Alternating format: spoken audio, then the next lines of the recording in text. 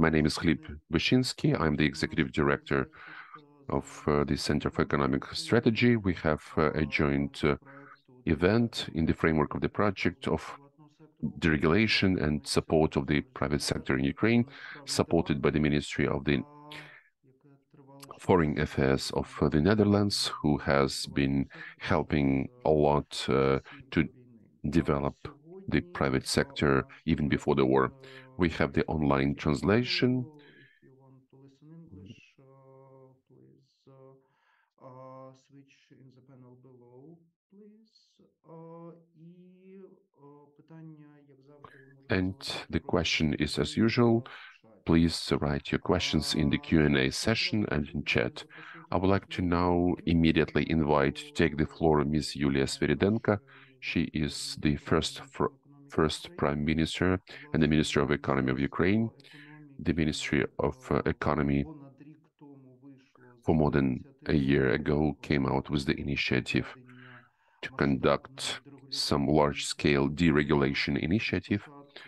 Since the beginning, it had the format of the legislation aimed at, and which was called just another deregulation disaster, but then the format changed, and the colleagues from the ministry, also from Mr. Dmytro Goryunov, will talk about it in his speech, but Ms. Yulia, maybe why a year ago deregulation has become one of the priorities for the ministry, how easy it is in general this process is going, and how much do you think you have done over this year, and what can you tell us about for the time being? Good afternoon, colleagues. Many thanks for giving me a possibility to reflect on the first stage, because I believe it's a first stage of a big deregulation.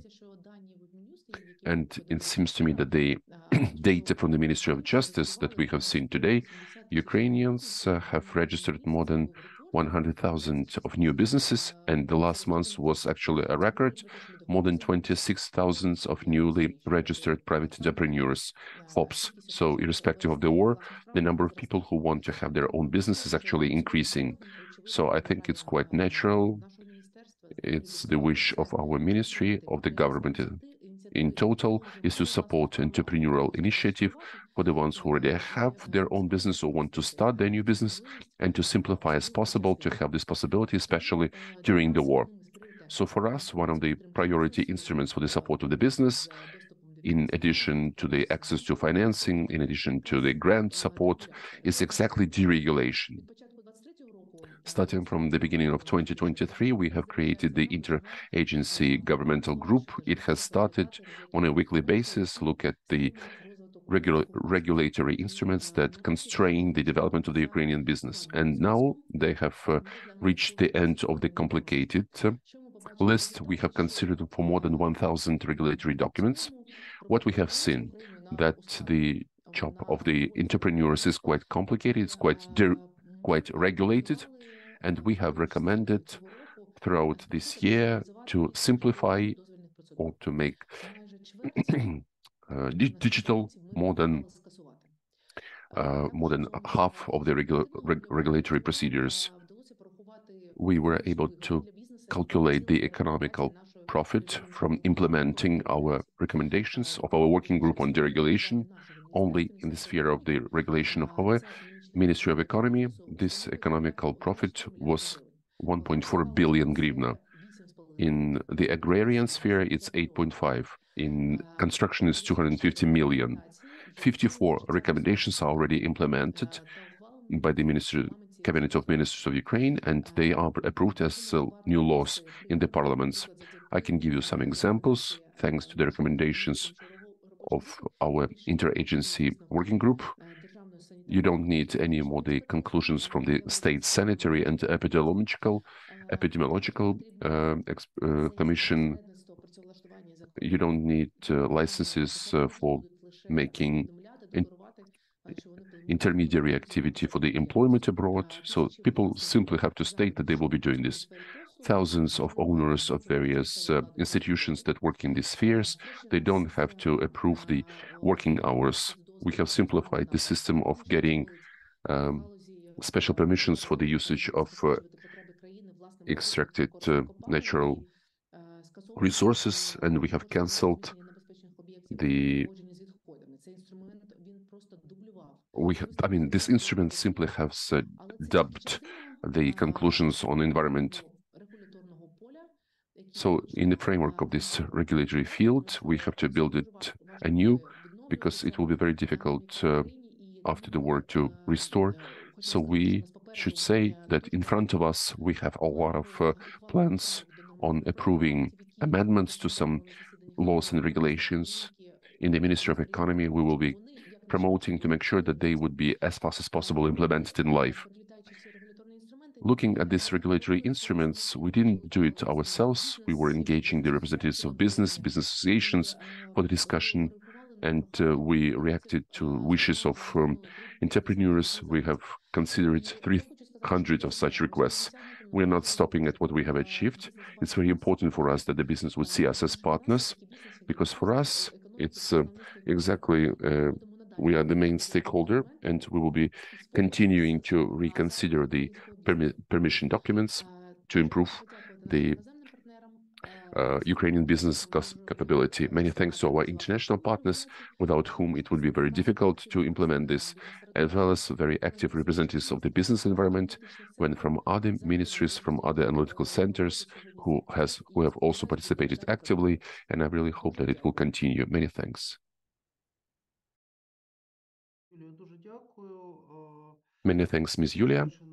Considering your limited time, I think most of the technical questions we will put in the framework, we will ask during this panel discussion to Oleksii Sobolev, who is the Deputy Minister, and who is, among other things, he's actually very much involved into this deregulation policy. So coming back to this cooperation, really, during this year, a big number of various research centers, various experts worked in this interagency governmental group on deregulation. In parallel, why the Center of Economic Strategy has decided to take on this job?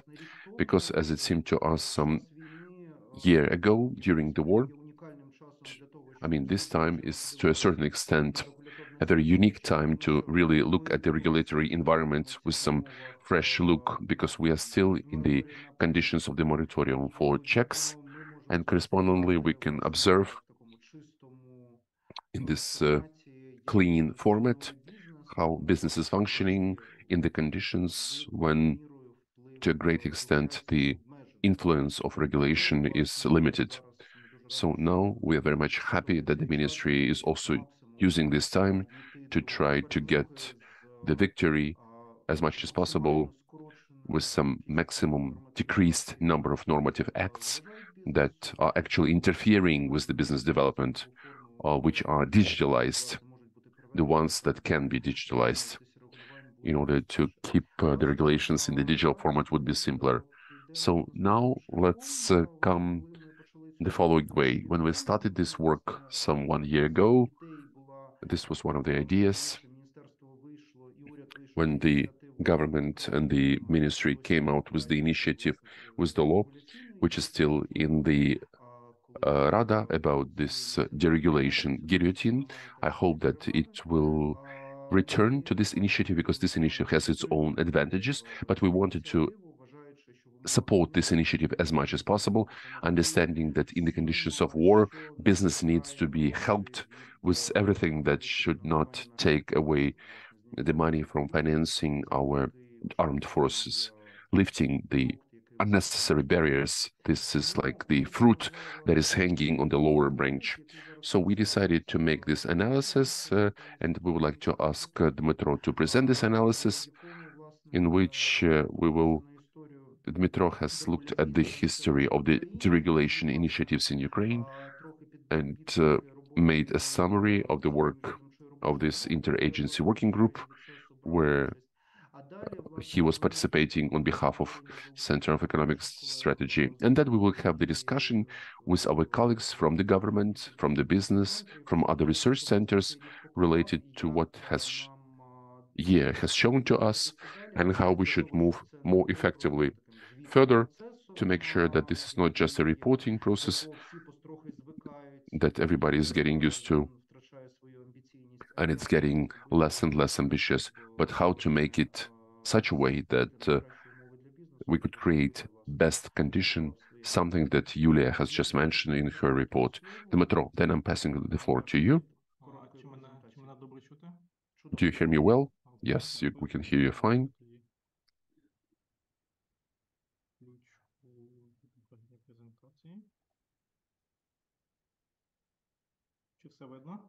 Do you see everything?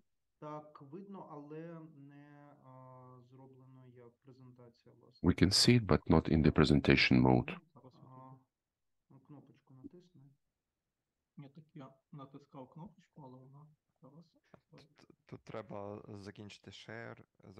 Please end share, make the whole screen, and then share again.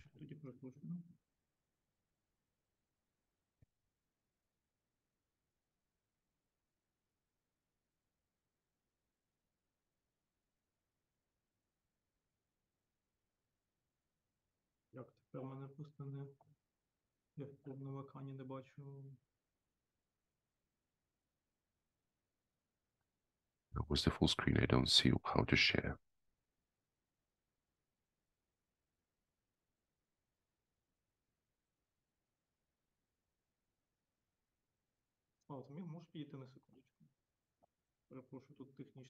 I apologize for some technical question.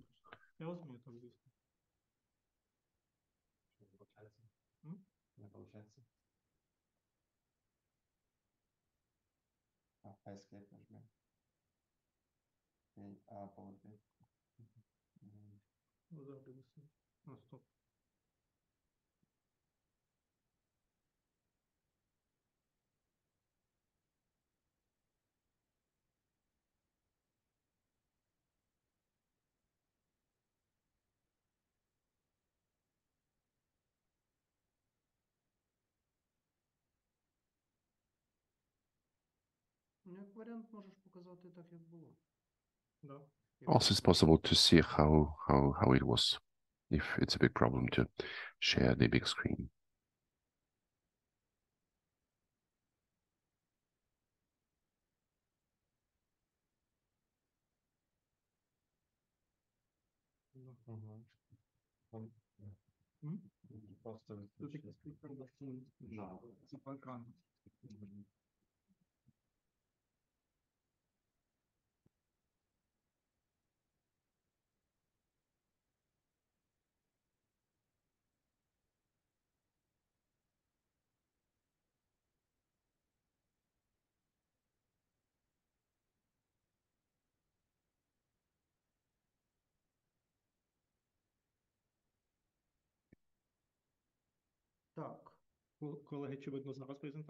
Colleagues, do you see my presentation now?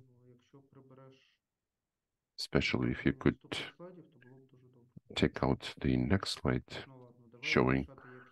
Let's keep it like it is. If it doesn't work the other way.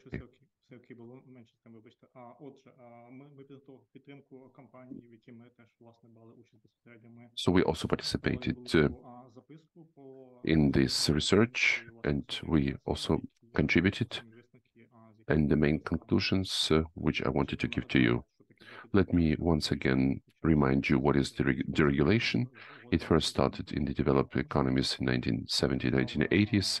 That meant that the states came to a conclusion that it's sometimes too much regulation. It brings to corruption, dubbing of functions, and that deteriorates the conditions for the development of business. And they started to cancel certain things, and the economy, the new technologies are coming. So that's why this deregulation is so important. щодо дерегуляції.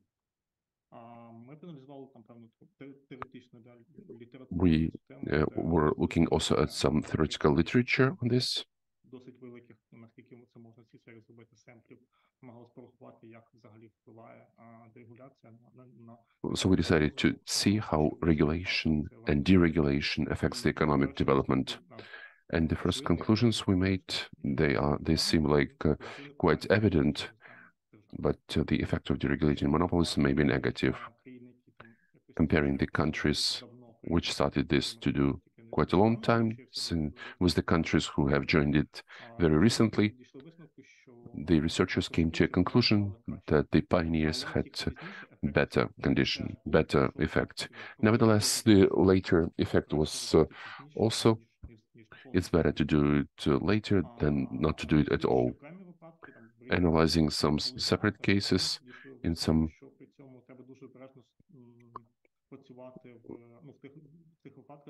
they also understood that we have to work when regulation actually affects,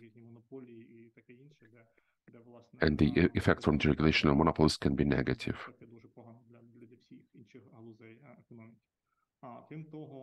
Apart from that,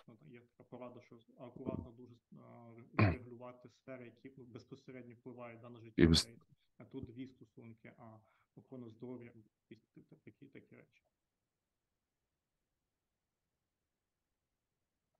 Власне, переходимо тепер до опису регуляційних кампаній в Україні. В Україні дуже складне регуляторне поле. У нас є реєстр. We have also seen that the regulation in Ukraine, we have the register, and we have a lot of data to be analyzed.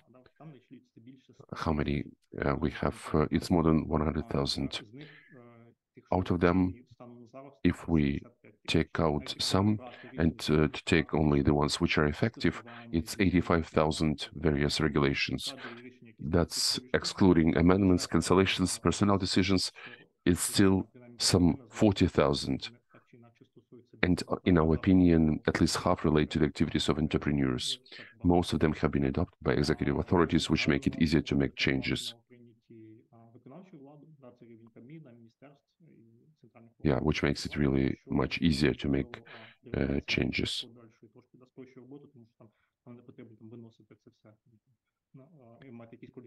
Because you don't have to bring it up, there is a political consensus. These figures don't look too great, but how exactly they affect the economy, it's very difficult to say. But very often the policymakers did not do some evaluations, but some international institutions are checking how attractive is the business climates. At some point in time, Ukraine very much relied on the research from the World Bank. So one of the ways to quickly evaluate the result is actually these synthetic indexes and ratings. Also, there is the rating of the so-called economic freedom. It is not done for Ukraine for the time being because of the martial law, and it's not very correct to compare business climate within the martial law and before the war. In the previous years, we have also looked at this.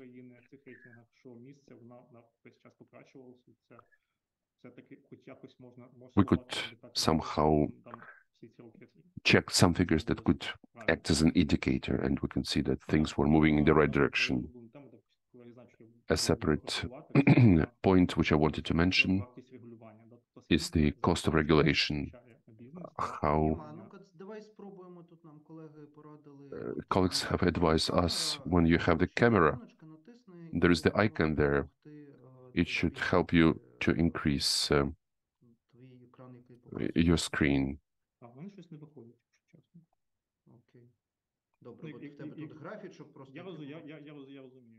Графічок, всі ці графічки, вони і також є в I mean, all of these graphs are in our analytical notes, and we will send it also with the rest of the materials. Whoever is interested, we will get all the materials. We can look at this. So the cost of regulation. This topic was first interested by the Netherlands and Denmark. They developed the so-called standard cost model methodology that allows to have this complicated job broken down to some understandable steps.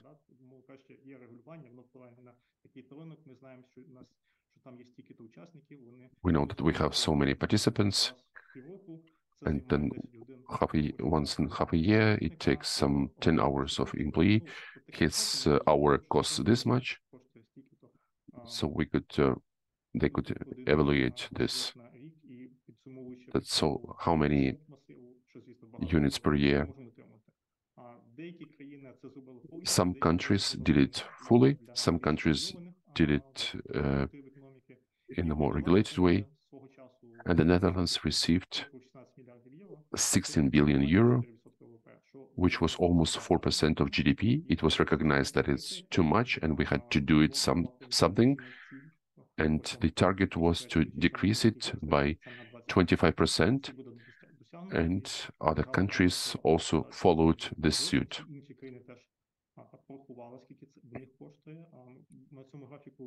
And you can see on this graph the cost of regulation. So these are the European countries, and we can see that distribution is quite big, from 1% to 6%. That's actually an answer to a question that some people are worried that there will be a lot of regulation in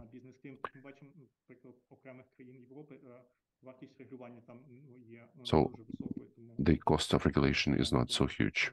So the question is how to treat this data.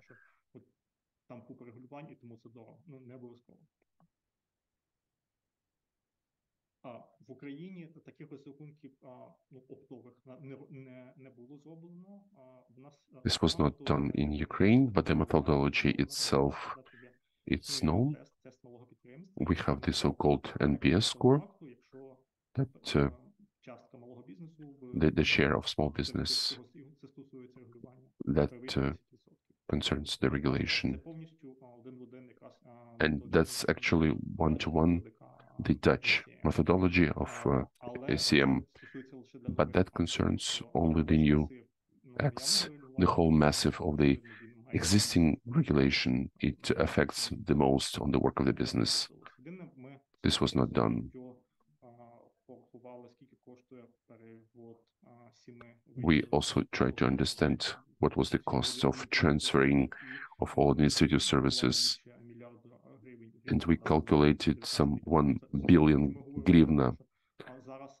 Why we're saying about this? Because the digitalization of services, this was a separate direction for, but now it's very much going close with the deregulation.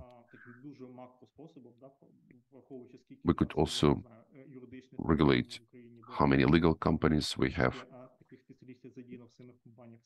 and a lot of companies have mentioned this, how many administrative expenses. So the cost of this is very much approximate, but this was the only thing that we could do very quickly.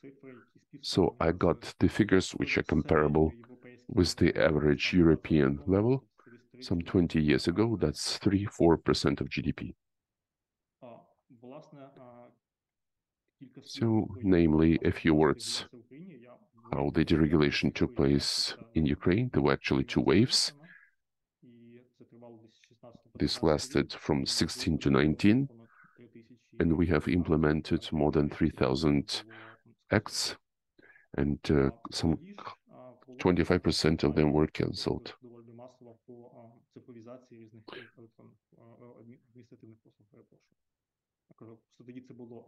This was divided at that time.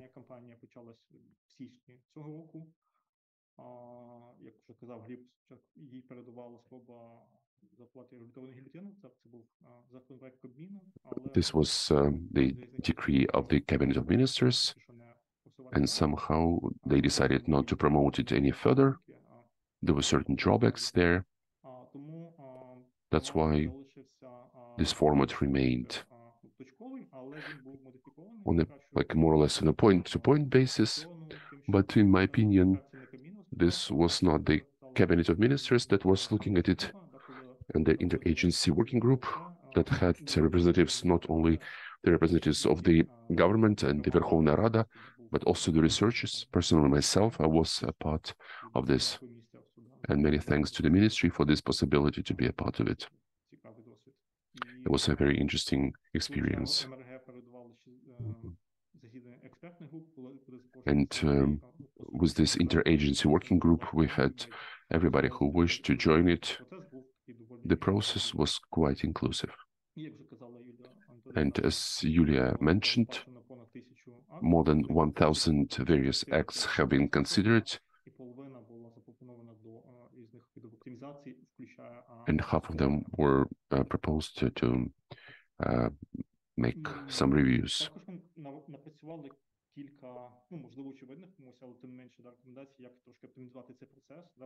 We have also made some recommendations how to do it. We have to look through a lot of acts, because there are quite a lot of them. It's best to focus on regulations with greater potential. Rely on business service to determine which regulation hinders them the most. In order to understand what exactly is worrying businessmen, it's possible to rely on some service which actually is worrying you most.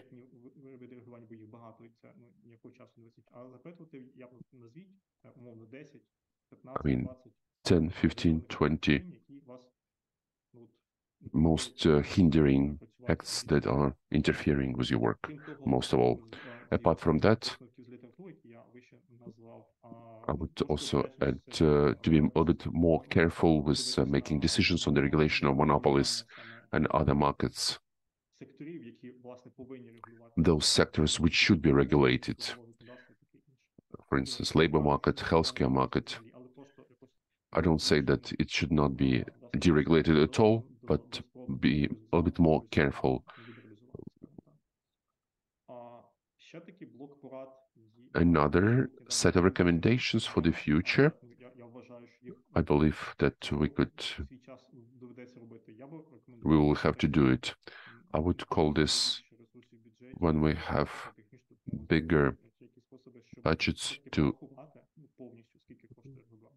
conduct a full-scale or at least selective calculation of the cost of the entire regulation for some maybe most difficult directions. We have the graph of this structure of 16 billion in the Netherlands broken down by sphere, and you can see that fiscal sphere is the biggest. So that's a very evident effect on the regulation. And once this figure is known, and maybe we can discuss it with the Netherlands, also to set up some target indicators. For instance, we want to decrease it by 25 million. Of course, I'm not insisting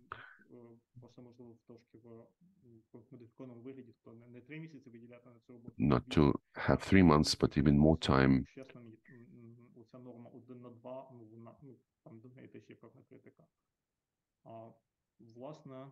Basically, I think I would be finishing my presentation. Thank you for your attention. Yes, this picture is very much to the point. Thank you, Dmytro. For us to have the discussion, it should be a discussion, not a number of performances.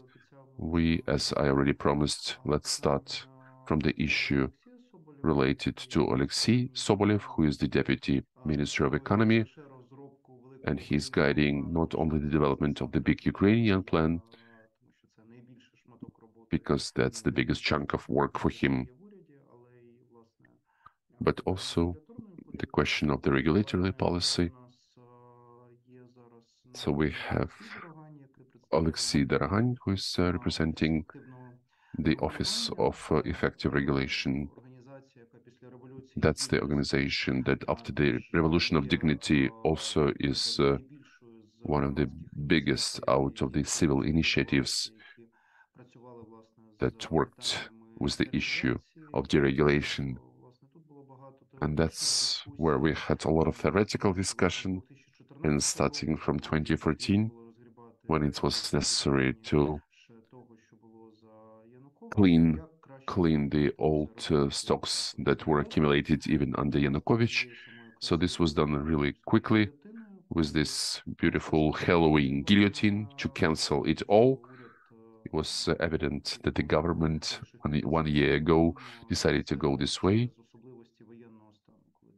through the nuances of the martial law, when the checks, as I already mentioned, were put on hold. But from the other hand, same way, in the discussion how it was 7 years ago, and now we had an alternative of the going through of these normative acts. And now I would like to ask Oleksii and another Oleksii, first Oleksii Sobolev, then Oleksii Dorohan, to comment, first of all, this experience of operation of this interagency working group on deregulation. From your experience of this year, whether this mechanism is more evolutionary rather than revolutionary, whether everything has worked well. I'm turning to Oleksii Sobolev to make sure that this was the best option instead of just cutting around, because you worked directly in these groups, both for the wider level and were part of the sectoral group. Many thanks for your invitation and thanks for your report. It's very interesting. I think it's a good start for the future development of this project. What are my conclusions? First of all, we did a lot of work. We went through some thousands of regulations, and this is just the beginning, very evident, because we adopted a lot of recommendations that need to be implemented. That's number one. But at the same time, there is part of the work which is not yet done. We know about the sanitary passports. They have to be reviewed, or these DBNs, and that's where we have a great part of this simplification of the regulatory field. So maybe the main conclusion is that all of these fruits that we could collect long time, we already collected them. We already harvested them. Some millions of people got simpler. There is a certain number of things which we're still working on, and we have to work together. They are not evident. At the same time, we have some non-evident things that pertain to regulation of related to the environment, because that's where a lot of stakeholders are working and a lot of civil organizations as well. Many of them believe that we should not cancel this regulation because it will harm the environment. Vice versa, it has to be increased, and that also has to be balanced. So now, coming to the main issue, I'm not a great supporter of the guillotine, from the point of view that I can't say that there are certain things that exist that during this 10 months that we're working, that we were not able to process and to say that good, it should be cancelled. Everywhere we have some objective reasons, not because of some political influence or whatever. There is a certain inertia why this regulation continues to exist. And if you look at the statistics, from some 1,000 of various references and permissions. Some quarter has to be cancelled and half should be re-engineered. So there are a lot of ineffective processes. A lot can be digitalized and simplified to make sure that the person would turn into a single window and get these references. But the references itself are necessary. And we understand that they are needed because we know your organization, as well as other organizations, you have spent a lot on that. So I would imagine what would be with the guillotine. It would not work. You adopted a law, but you would not be able to implement it because you are doing a very similar work compared to what we have already done. And the last conclusion is that we are still very much happy to receive the request from the business, although we came through a long period, but there are certain nuances which we could have omitted in some way, and we still have to search not only for regulation, but maybe some normative acts that doesn't look like a reference, like a permission, but still can be cancelled. But this we need a request from business. So in the same way, your presentation, which we had, the presentation, the interaction with business, so we are very much for this interaction with business. So over these 10 months, we were able to learn to work rhythmically. So now we took this 1 month to reconsider what we have already achieved, what needs to be still done, and to formulate the plans for the next year. And we need to continue this. It would be very nice if this work could really move into something more or less customary, usually, because all of these regulations that will have to be taken out, you have some ongoing processes of consideration, of review. So in any case, this will be a better regulatory environment in the situation when you just jump on it once and then not do it. So it has to be a permanent process. Oleksiy, thank you.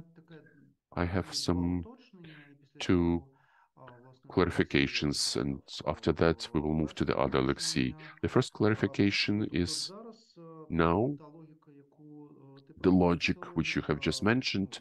This is the logic, first of all, of the problematic zones which are evident for business, and they sometimes are arbitrary what concerns the environment. But you also mentioned that supposedly there were no cases of some stereotype historical things, like for instance when Dmytro worked for us on behalf of us in this interagency group.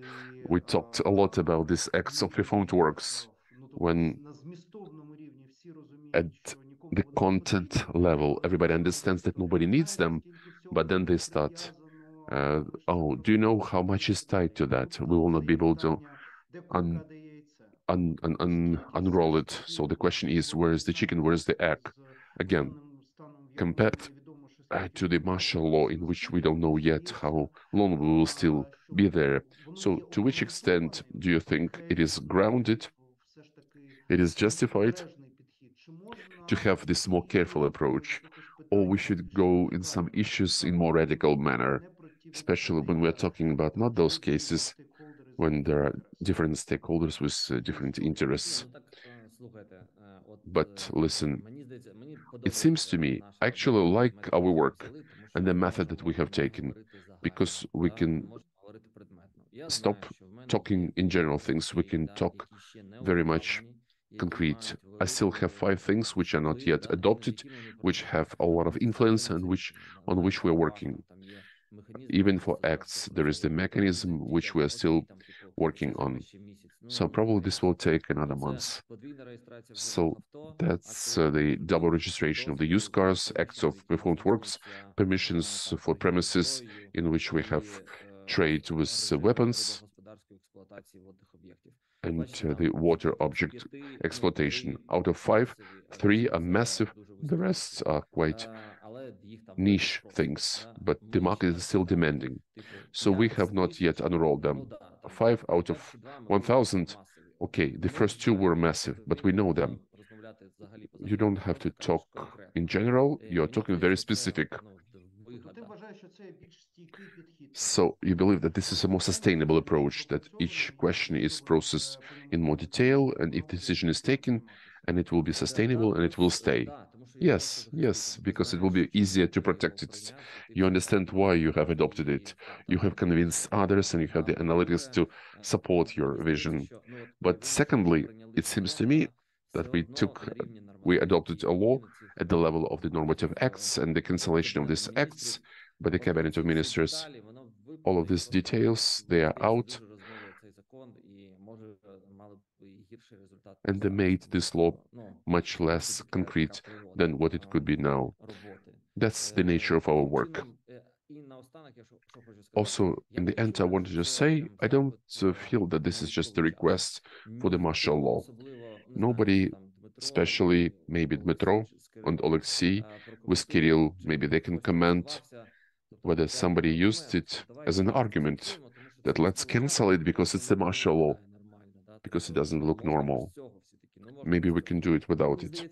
So it seems to me, even now, of course, we hope that we will win, but this work will continue. I wanted also the ministry to learn it, and that the state public sector would continue to support this. I think we have learned to do it. Oleksiy, apologize, another question. I apologize for interrogating you. If we're talking about some legislative initiatives and what is taken by the law, as the law, it's a little bit more difficult than Interagency Working Group. Of course, the regulatory requirements set by the law, there are certain things which are established by the local authorities, what should be done in the systematic direction. The laws are more complicated, yes, because the place in the agenda is quite limited, and the chief of our fraction, he was collecting the chiefs of the committees, he showed them which laws they have, and everybody understands that deregulation laws are very much important. We were even trying to create like a special subgroup, and sometimes the sessions would finish earlier than when. So we want to package this, and on some day maybe we'll work on it together to make sure that it's all adopted. But in the parliament we see the support in the sense that everybody wants to do something useful, and that's very clear, useful thing. So we don't see any resistance, but simply the agenda is overloaded. Yes, this is true. And also I wanted to mention that there is the law 5837, that's the revolution in the market in our supervision, because if you have the low level of risk,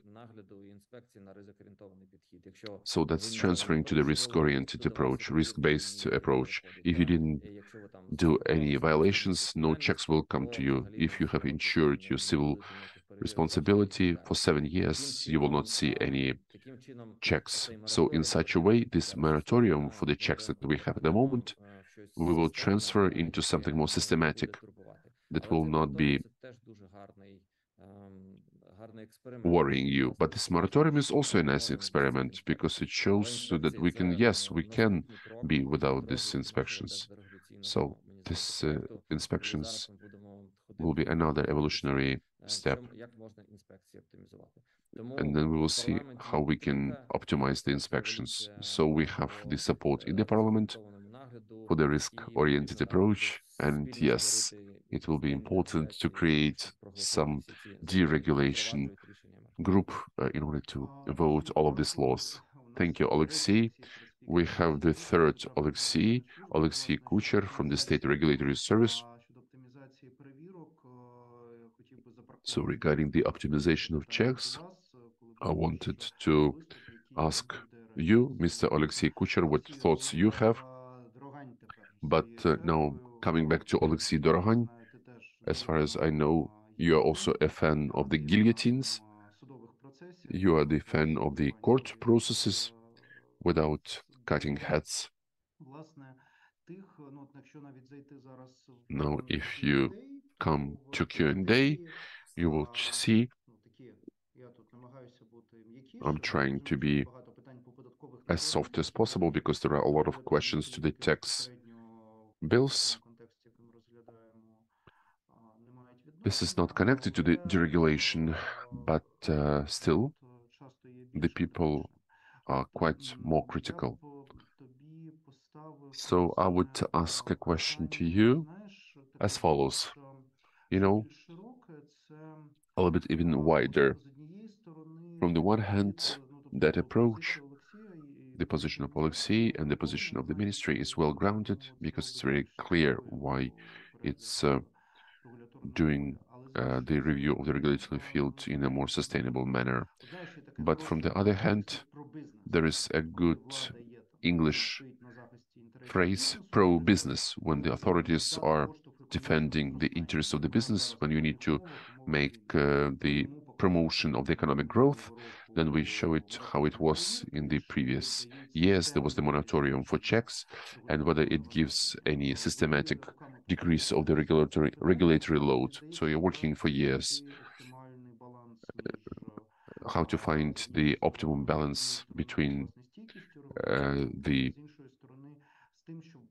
resistance of the regulatory field, the strength of it, and to make sure that the perception would be there that business has become easier to conduct.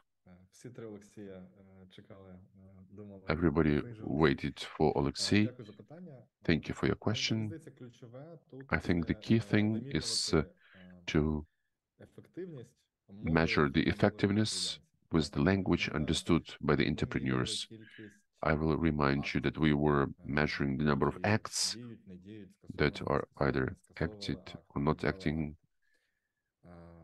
We canceled some. We measured the policies, the green books, the white books.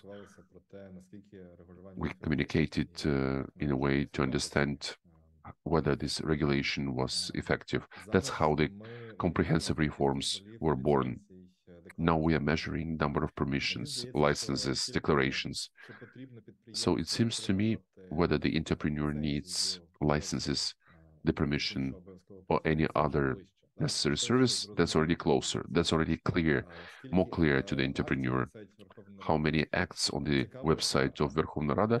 It's interesting for experts. What is the effectiveness of the state policy? This is interesting for experts, for politicians and business associations, but not entrepreneurs. But when we're talking about the permissions and licenses, this is already something very practical.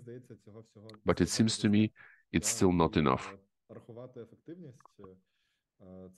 And to calculate the effectiveness of these initiatives before the revolution, we need to do it through money, because money is still even more better understood even because these taxation bills which are being asked about in the Q&A. That's one interaction with the state, and automatical registration of FOPs or limited liability companies through DIA. Again, that's all very different for the entrepreneurs. So same way, these permissions and licenses, they are reviewed, they are cancelled, they're also quite different. And I think the best way to talk is to talk to entrepreneurs and to measure effectiveness of this initiatives is through administrative load. It's the same as budget, same as state budget, but it's not in the Treasury and Ministry of Finances. It's on the account of entrepreneurs. That's the load that the entrepreneurs are bringing when they're paying for the time of the employees, for the services of consultants that they're losing because it is difficult to unblock these taxation bills to get permissions for licenses. And this budget can be calculated, and we see some international practice, and we also see it at the example of the figures that we mentioned today about the economic effect from deregulation. These figures can be calculated from the sales of entrepreneurs, exactly how much time they spend, effort and time, how many accountants, lawyers, how much time they waste on to get this or that license, to cope with this or that regulation. Одна справа це поміряти один раз ефект від And дерегуляції. on the one hand is to measure the effect on deregulation once, something that we spoke today.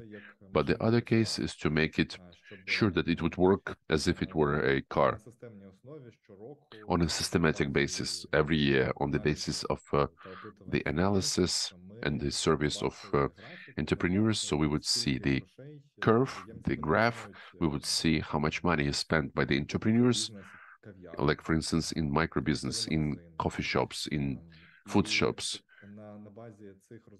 And on the basis of this calculation, on the basis of this budget, we can then target something.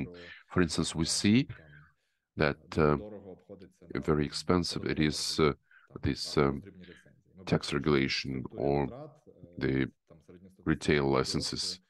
If we can see in the structure of costs, the license, for instance, for the alcohol kiosk is half the costs, because you need to go to the tax office, bring the documents, then they will not be brought to you in a timely manner, then you need to call, to go there, to put stamps.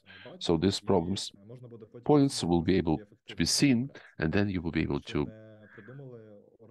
understand how effective would be this deregulation, and whether the state would not come up with some 10 more new initiatives.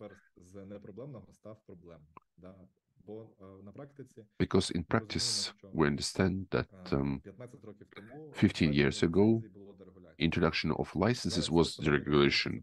Now, canceling the license would be deregulation, because a lot depends on the context, and the names simply don't convey the meaning behind.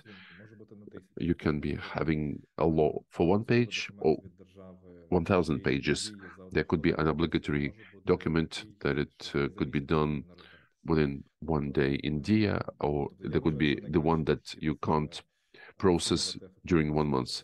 So the best way to evaluate the effectiveness is via money. And now, jointly with the Ministry of Economics, with the State Service, and with the European Union project, and USAID, with the competitive economy of Ukraine, and this Interagency Working Group, that's part of moving from some temporary solutions to some long-lasting systematic work that would be also, like we are evaluating the budget performance, we would be able also to evaluate how much this regulatory burden has changed, because this is not the money in the state budget. You can come up with some 100 new permissions, but you can't spend money from the state budget.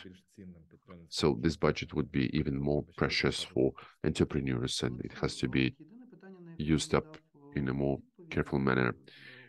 Oleksiy, the question that you didn't reply, and I didn't ask this directly from Oleksii Sobolev, that's the question that I have. Sometimes we have regulation which are not as expensive, like for instance, a license for alcohol for the kiosk, but which are not really necessary. What are the mechanisms in place now? I'm asking this question to you, but if Oleksii Sobolev would like to add something from his side, from the point of view of the political procedures that we have at the moment, why was this beauty of this pre-revolution guillotine? Because it brought to the zero state when we're canceling everything, and now you can say that you need it in any case, irrespective of whether this deregulation is easy for the business or complicated. So what are the mechanisms to clean from the unnecessary things, from some old, I mean, somebody wanted something and somebody implemented it. I mean, this guillotine for permissions and licenses for business, we have actually done it. And the next stage would be to repeat it and to apply it to checks. I have a certain statistics with me. Factually, in the process of Interagency Working Group, this was something that we really witnessed. Everybody was defending its licenses, and I can see that 235 permissions and licenses were decided to be cancelled. 537 to digitalize or cancel. So less than one quarter remained without any changes. This was not a conservative approach. This was quite. So you had your own guillotine, a small guillotine in your room, yeah, in your office, a digital guillotine, yeah. Good. So we have also the attention of Oleksii Sobolev. I have another question for him.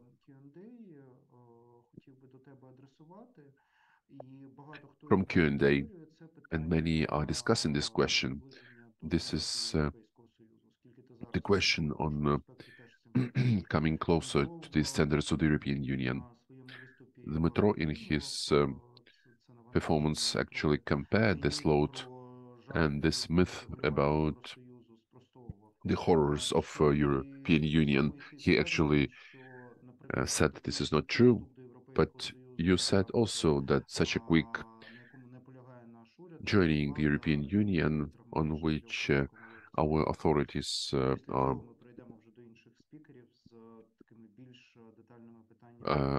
defending this, that this will not translate into a better load for our entrepreneurs. Again, when we worked, because you are going point by point through all these thousands of documents, there were quite few regulations that they are not done in the European Union. I mean, there were some that are demanded by the European Union, so we kept them. It's very logical, and there are real problems that need to be controlled. But again, it was like this. So for me, it's difficult to say that there is some excessive within the European Union regulation that doesn't give us to spread the wings. And that's correlating very nicely with the graph that Dmytro has shown. The European Union also is not uniform. These directives, they show some direction, but they depend a lot on the context. You can change a lot there and try to be smarter when you are implementing this, if we need it. And concerning our future, again, we don't have any future other than the one in the EU. And the earlier we approach it, the quicker we will have this security. So, of course, we need to not to waste the achievements that we have already had, but it should not be difficult to join. But the second question is that we need the standards and this regulation in parts in order for us to be able to export more to the EU. And this is a market capacity. And any individual business will not be able to solve it. If you have this regulation, it meets the norms of the EU. And you can, if you don't have such a regulation, you're not certified. You simply are not be able to do it. So these are the conditions how to sell in the EU, and that's very fair, in my opinion. So in such a way, it seems to me that it's more about opportunities. And in the end, I also wanted to mention on the graph that you mentioned Denmark. Yes, that's where we have a much less load. Probably that is our objective, to have this interesting, detailed work, to change regulations in such a way that it would be easier for people, but it would still comply with all the necessary conditions that we would be able to sell to the EU. Thank you, Oleksii. We also have some requests from business. Oleksii is replying, but the pharmaceutical companies and the insurance business, in their comments in the chat, they are complaining. They are asking about the possibility to talk to something is bothering them. So if you want to add to your form to the ones that Oleksii Dorogan has mentioned. So I will go to the ministry which actually is protecting the regulations that we have in the sphere of the state policy. That's the Ministry of Environment. Sergiy Vlasenko, Deputy Minister, he is available for the discussion. Sergiy, your sphere is most complicated, I would say, as the representative of the NGO that works with providing the sustainable economic growth. So between the word sustainable and the word growth, often we have a conflict because one of the elements of the strengths is it would be important for people to breathe with something and to live with something in a country that is growing. So what is your experience of going through in the work of the working group on deregulation? How is this process, how optimal is this process? On the one hand, to optimize these processes and to separate the ones that were not optimal, like from the point of view of digitalization, or possibly something could have been done in a more effective manner. Good afternoon. Many thanks for your question. In the work of this Interagency Working Group, we were since day one. This is a very much useful platform where there were stakeholders from business and the civil society and the authorities. It was very interesting and saturated discussion, quite professional, quite expert-based, very concrete remarks, proposals, not critique, as often happens in our country, but really specific conversation, a dialogue, and very specific questions, concrete cases, and each of the parties could really express themselves. So the impression was very positive. Our ministry was considered in the beginning of the interagency working group. We had a number of legal acts to be cancelled, a number we sent to be optimized. Our minister, Ruslan Strilets, he was also a digitalization. So digitalization in our ministry is on the first place. We are trying to do all the processes as much as possible, to direct all the processes into digital, paperless. What can't be done without the official, we are trying to do paperless, without paper, to make sure at least we could exchange documents in the paper format. And this cooperation would be as digitalized as possible. So, you don't need to send something in printed form, 100 pages. So we have some software complexes developed where clearly you have some popping up windows that prompt you that if you missed a certain document, then it will simply, the system will not allow you further. So there will be no questions like we used to have in the past, please bring another document, please bring another document. So that's, again, the fight against corruption, and that's the open data. So we had a criticism that we are not transparent enough. So together with the Ministry of Digital Development, we had a seminar. We explained to them what are these open data, how different they are from databases and registers. So we made the necessary order when specific people were put as responsible for their sector work. And now every mistake has its own first name, last name. So the permanent work is being done, and a number of legal acts are developed by us. These are the draft resolutions and laws. They are sent for approval, for concurrence, and they are processed to make sure we have very specific results after the work of this working group. In short, that's it. Thank you, Sergiy. Let us now move again to digitalization, but let us return to it. There will be another piece where Oleksii Dorogan, Yulia from EBRD will talk us about the initiatives which we have. But now I wanted also to the way how the state is working, also to go through with Oleksiy Kucher, who is also joining us on this discussion. He is the chief of the State Regulatory Service. Oleksiy, are you with us?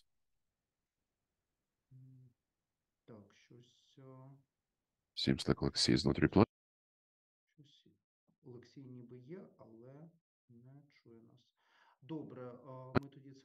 Oleksiy doesn't seem to hear us. We will now try to contact him. Why he doesn't hear us?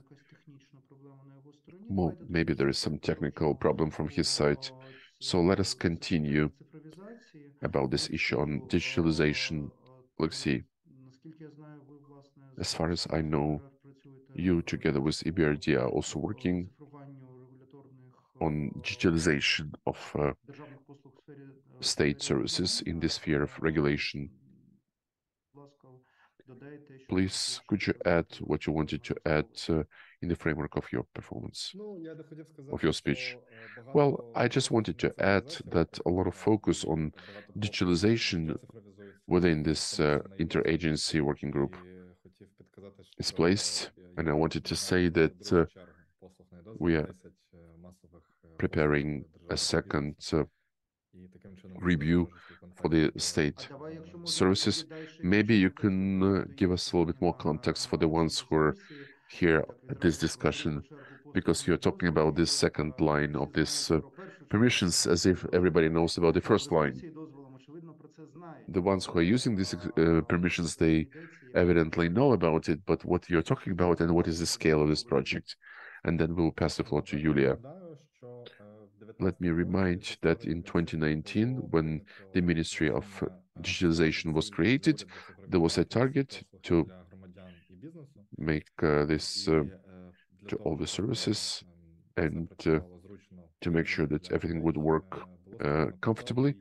We created the DIA portal, the mobile app DIA. There was the Ministry of digitalization, and a lot of services are digitalized. There are two approaches to digitalizations. The first one is when the authorities are building their capacity and they're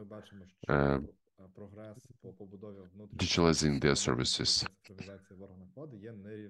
And we can see that this process is not uniform. Some are doing it better, some are worse. There are systems, sometimes there are not systems.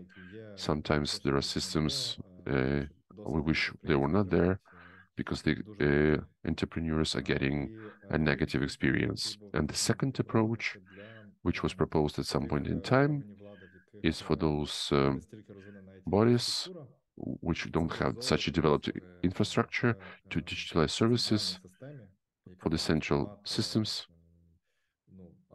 that will be for the services that are given by other bodies. So this is the second approach that was chosen for the e-permission. This is the system of the Ministry of Economy.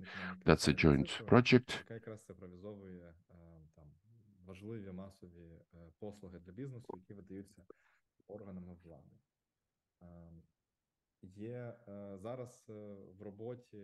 We now have in progress 23 services.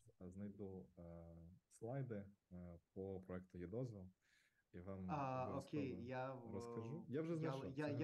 лише бекграунд в даному випадку хотів просто тебе попросити дати. Давай я, напевно, тоді I will pass the floor to Yulia Brouillard. She's working, I understand, on this project with the BRD. Yulia, how are you helping the government now in digitization of regulations? Hi. First of all, I apologize because obviously I don't speak Ukrainian, so I'm terribly sorry. Maybe one day I will speak Ukrainian. Yes, thank God. And thank you for inviting me to this very, very interesting discussion. It's very impressive to see what the government of Ukraine has done so far and is doing on deregulation. It's impressive from the point of view of EBRD, who's working with a lot of countries of operations. I am Julia Brouillard, and you did pronounce my name correctly, which is not an easy task. I'm a principal economist working with the EBRD, so the European Bank for Reconstruction and Development Digital Hub. So we are supporting, together with the BRDO, the Ministry of Digital Transformation and the Ministry of the Economy in the acceleration of the delivery of e-permits. Oleksiy was talking about this just now. It's kind of, for us, the other side of a project in deregulation. And just maybe to give you a bit of the general context, as you know, at the BRD, our main focus is to develop the private sector in around 40 countries of operations. And in Ukraine, we have committed up to 3 billion over 2022-2023 to help Ukrainian businesses and the economy keep functioning through this terrible war. So we are very committed in Ukraine, but my team, which is the team EBRD's Digital Hub, we focus on accelerating the digital transition. And in Ukraine, obviously, digitalization was already very impressive before the war, and it has exponentially, massively accelerated with the war. So when we thought about doing digital policy work in Ukraine, basically our work was mainly to focus on making sure that the best digital tools are available and used by the private sector. And in one of the pendants of the private sector being operational is obviously to have available e-permits for businesses. And this is a way to deregulate because it obviously lowers the burden of regulation for businesses. So simplifying businesses' process and making them accessible remotely guarantees the continuity of services in terms of work and makes sure that the economy is resilient and competitive. We do other things. We promote the use of safe digital tools by businesses, like, for example, the use of a safe cloud. And this means sometimes, changing the cloud server, but we also boost cybersecurity of business clients. We upgrade digital skills in the economy. But we think that this e-permit initiative is one of the most important ones for businesses because really it ensures that you can operate from anywhere, which is kind of what you need in times of war. So I didn't want to talk too long because the discussion was very interesting, but it's been going on for a while. But just to say that we are very glad to participate in the efforts and obviously a silent partner, but a very impressed partner for this. Thank you. Thank you, Julia. Отже, Oleksii Kucher, наскільки я розумію, зміг підключитися з іншого пристрою. Now, as far as I understand, Oleksii Kucher has been able to join us from another device. Oleksii, are you online with us now? Hey, colleagues, do you hear me? Do you see me? Many thanks. I apologize that it's a problem with the connection.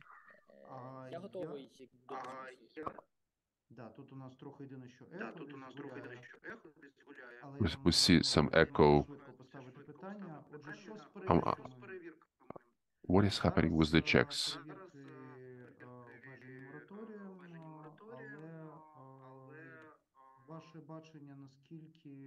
What is your vision? We are talking about the moratorium of checks, but how is your experience interesting from the point of view of the implementation of the regulatory policy? To which extent something that has been discussed by the other speakers?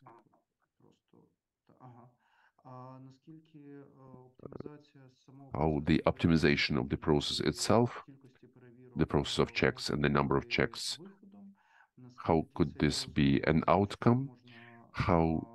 To which extent this experience has shown us that we can limit these checks, and how adequate you see this new regulation that is coming through the state regulatory service?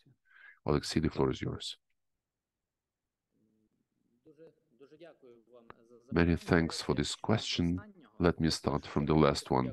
First of all, I would like to thank my colleagues for these deregulation procedures that we're going through. It's the Ministry of Economy that has taken this very important role. It's the Ministry of Environment that were among the first who independently decided to deregulate themselves. And very progressive is the minister, and that's, of course, is the BRDO.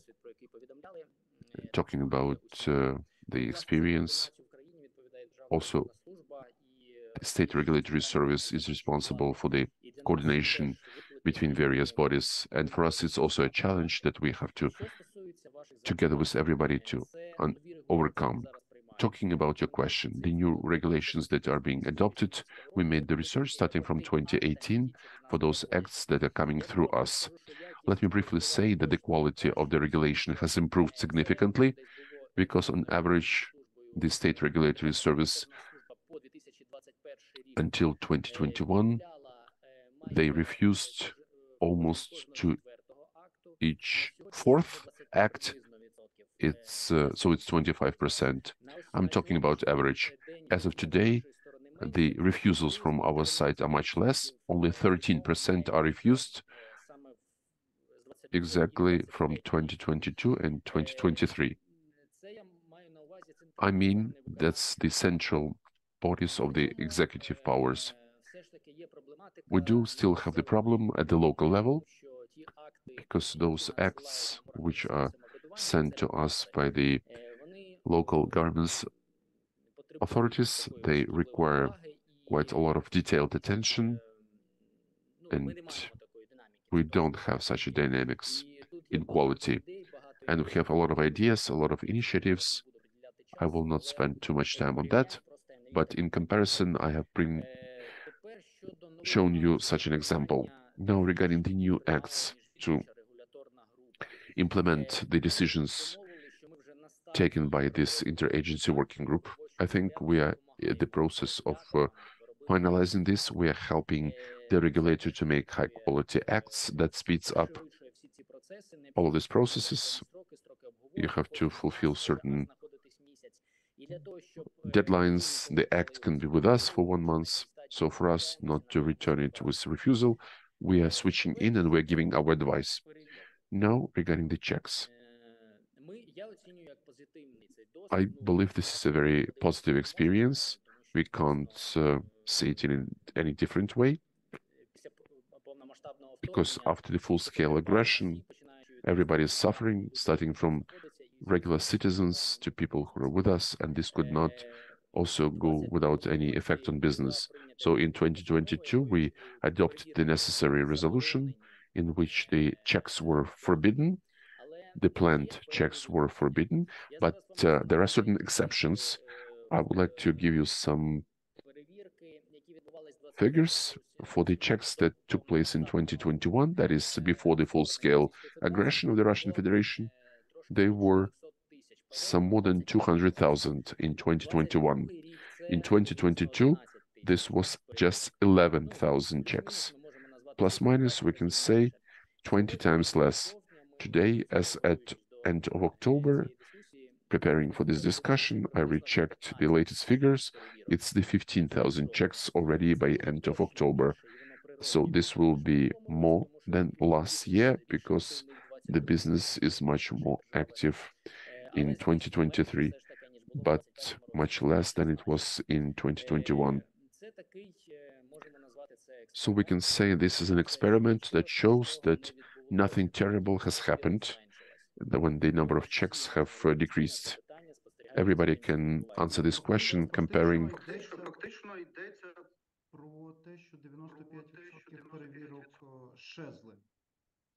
We say that some 95% of checks have disappeared. No, you can unmute yourself.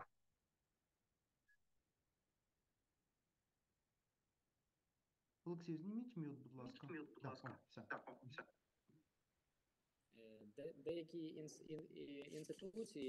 Some institutions, some inspections, they are not making any checks. Like, for instance, eco inspection, they are not doing anything.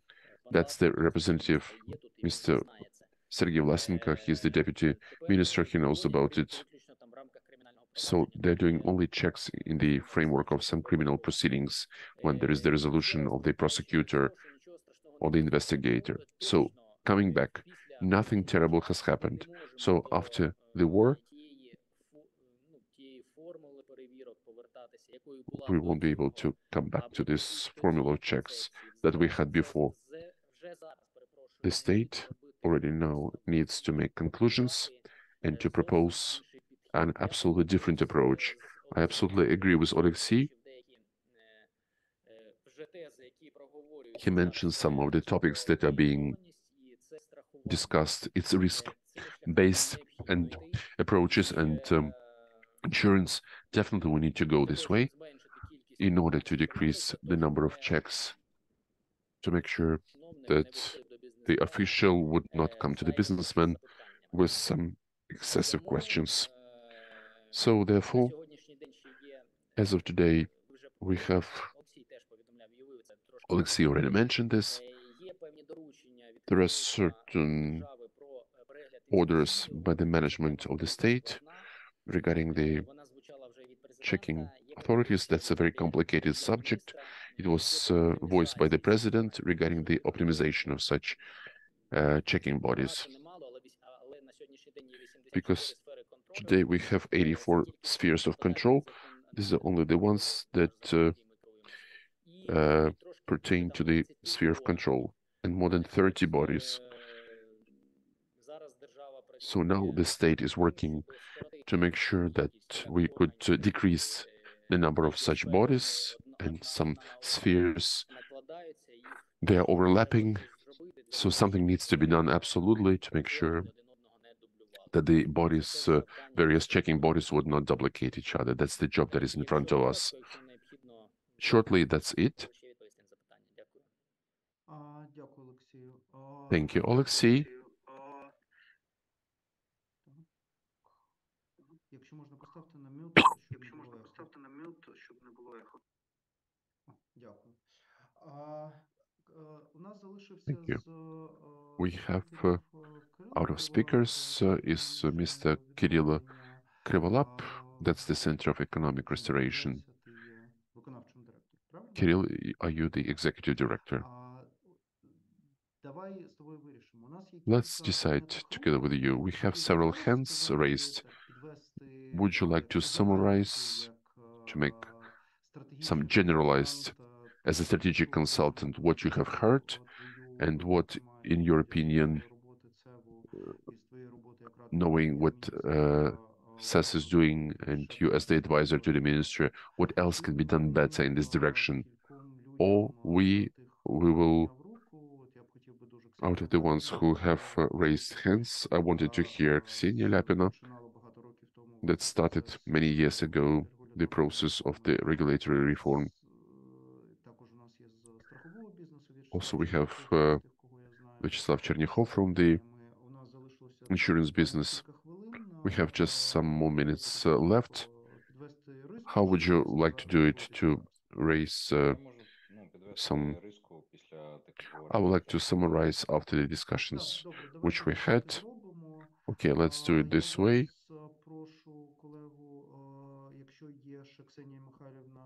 If Ksenia Liapina is also available, who was for many years a colleague of Oleksii Kucher, was the chief of the State Regulatory Service. Ksenia, are you with us?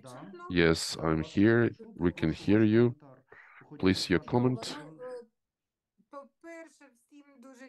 First of all, I would like to thank everybody. Sorry, I can't switch on the camera. We can hear you well. It's not important that we don't see you. Most important that we hear you. I would like to thank everybody for keeping in the focus of your attention the issue of deregulation, and I believe that's important for our future recovery. but I also wanted to make several important remarks. First of all, why we are coming back to the process of deregulation,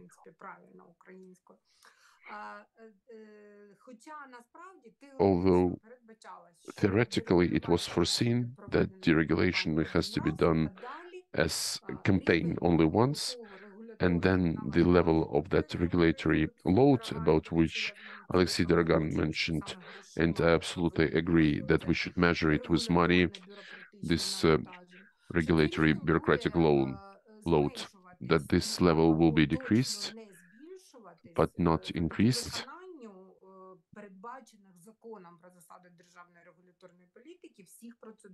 because of the procedures mentioned. We have the clearly described life cycle of the Regulatory Act. I must admit that over the 20 years of existence, because this law was adopted in 2004, we were not able to achieve the execution of the second part of this Regulatory Act, that is the analysis of the results. And that's factually what we believe is the campaign for deregulation, not in the form of the campaign, but in the form of some permanent activity of each body. Each body has to review each regulatory acts that they have adopted. So the cabinet of ministries or the ministry, or even sometimes the local governance, all of them have to go through this cycle. They have to review the analysis of the results of this act effectiveness and to make decisions related to it, either to cancel it, that's the guillotine that you're talking about, and you don't need some loud announcements. I remember why we were not able to do it. This is the mainstream. This is something that the revolution was, that Ukraine has to be the European country. We have to be in the EU. So our colleagues from the EU are not accepting this notion of regulatory guillotine, because at some point in time that foresees the vacuum of the state powers, and in some period of time something can be adopted, maybe not, but this is not the process of being sure. They didn't see the surety behind it.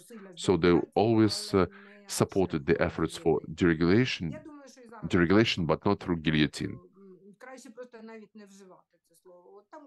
So I think it's best not to use this word, guillotine. Let's use the campaign for deregulation. Everybody knows how to do it, and everybody understands what it is, because the European countries have also gone through this. I'm turning to my colleagues, to the State Regulatory Service and to the Ministry of Economy, because we need some political leadership here. It's important, but because the responsibility for non-execution of the second part, the analysis of the results, it is not there. It is not foreseen by the law.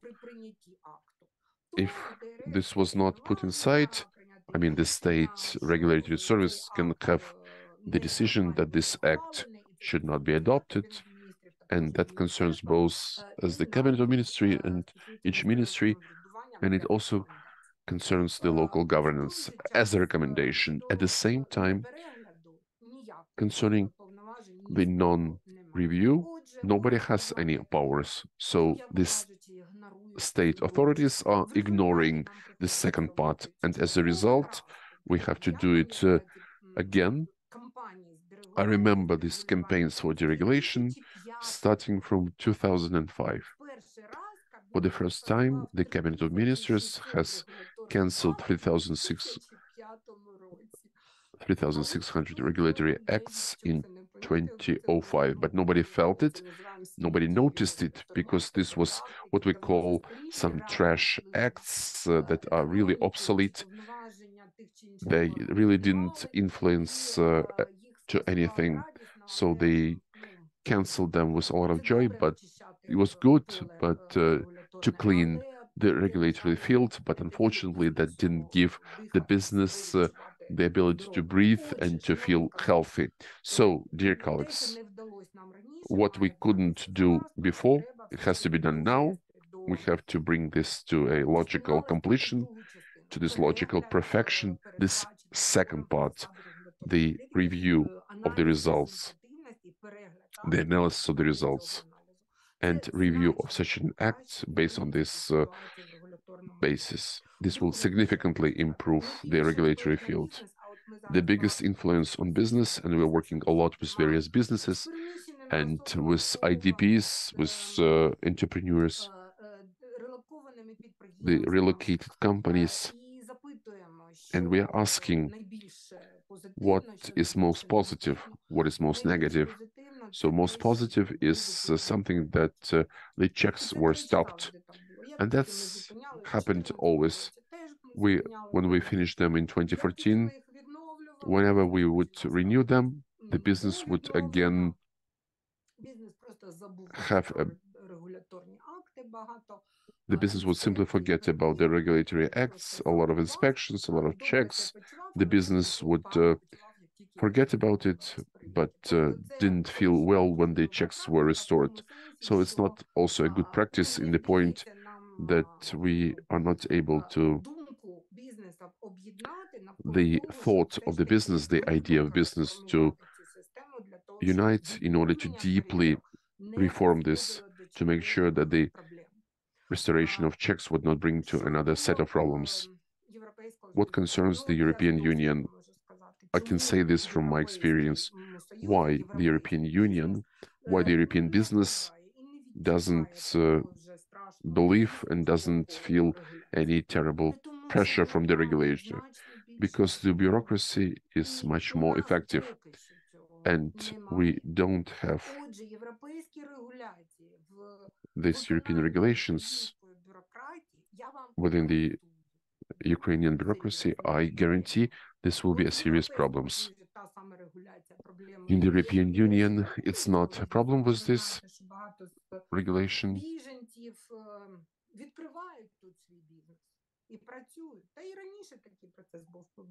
And this process was the same.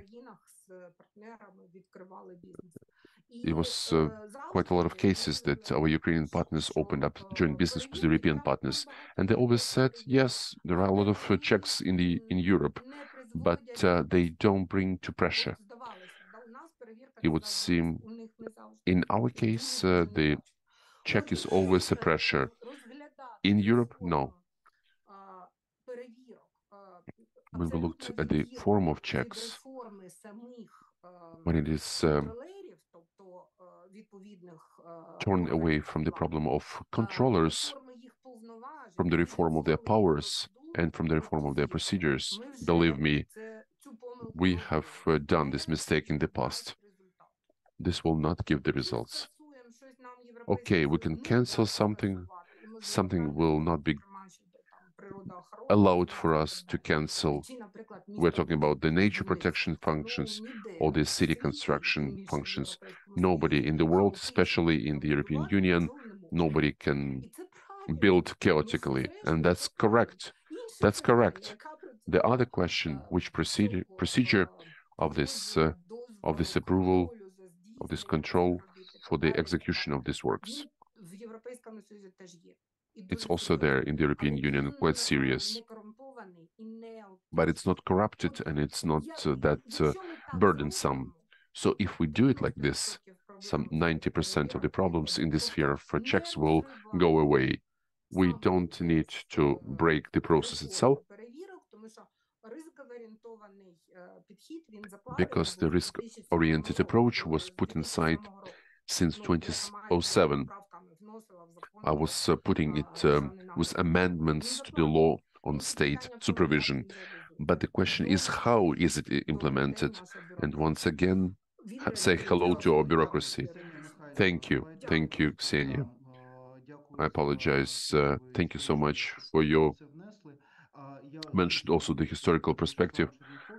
I have to apologize in front of Vyacheslav Chernikovsky. You mentioned the question in the chat. I would like to ask Oleksii Kucher to look at this question.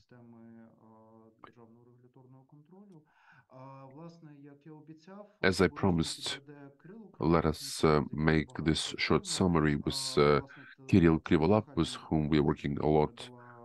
Ksenia Mikhailovna has given you a good impetus how to do it more correctly. What are your conclusions? How to make this regulation less an obstacle for the Ukrainian business, especially when we need growth? Yes, we are looking at the necessity for the economic growth as a very important factor.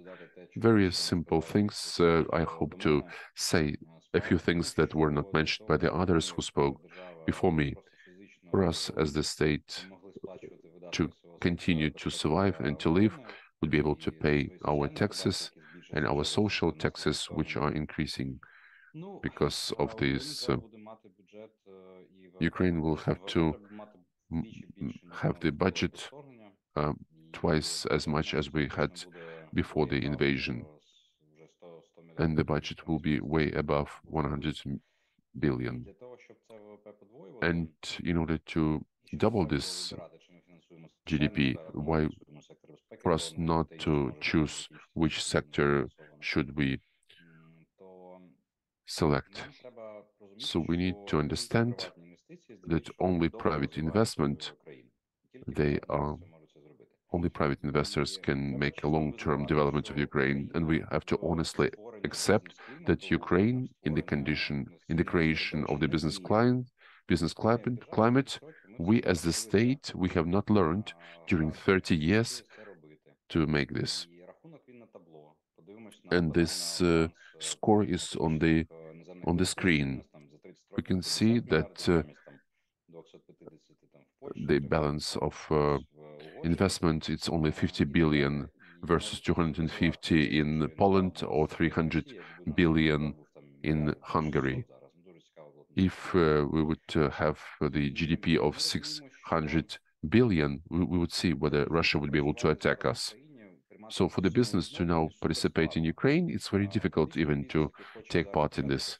The business who wants to do something in Ukraine, it will not be able to do the business plan. It will see that some markets are controlled by the state. They will calculate the cost for bureaucracy.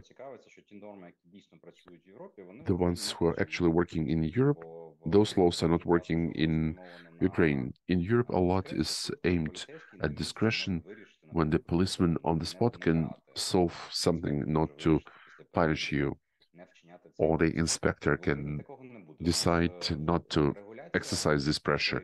In Ukraine, unfortunately, this is not the case. In our case, the checks and regulation ends up with the pressure.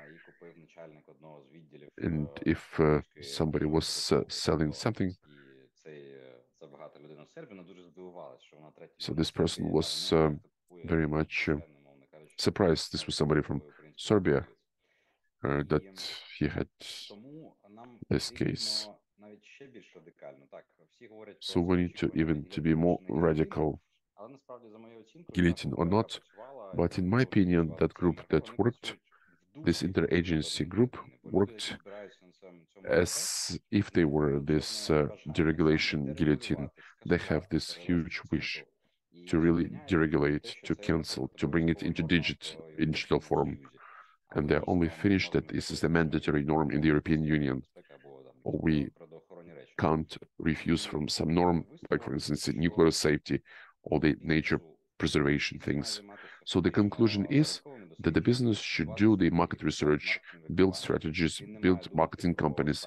It should not think about the complexity of protection of property rights, the legal system, the court system, the huge number of checks. So we are living in the paradigm of this post-Soviet. Somehow it evolutioned. So we're living in this still in this old paradigm. So I suggest to go away from it. Look at this target of increasing GDP in engagement with European regulations that demand from us a lot of more cultural maturity. We as a nation still don't have it.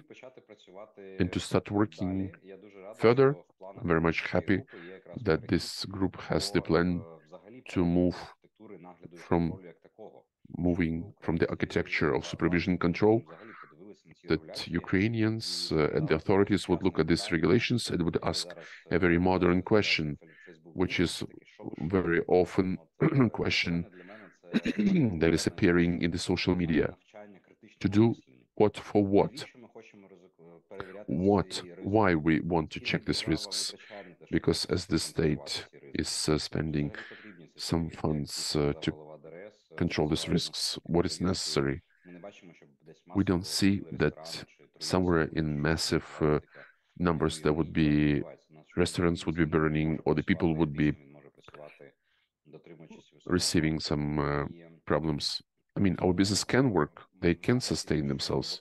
So opinion is that our work is super effective. This hope that we can do a lot, that gives us the hope that we can reform this tax service, and we will see at the financial market our economical freedom, our financial freedom, because we are at a low level.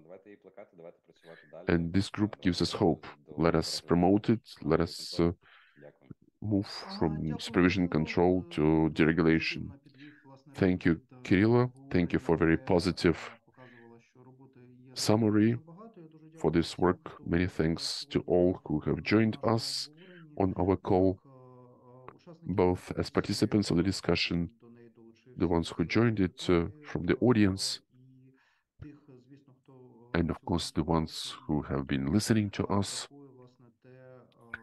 and the ones who will take into account the picture that you would be able to see further. Many thanks for joining. Wish you a quiet evening, and let us meet each other during our next events already in the next month, because today is October 31st. Thank you. All the best.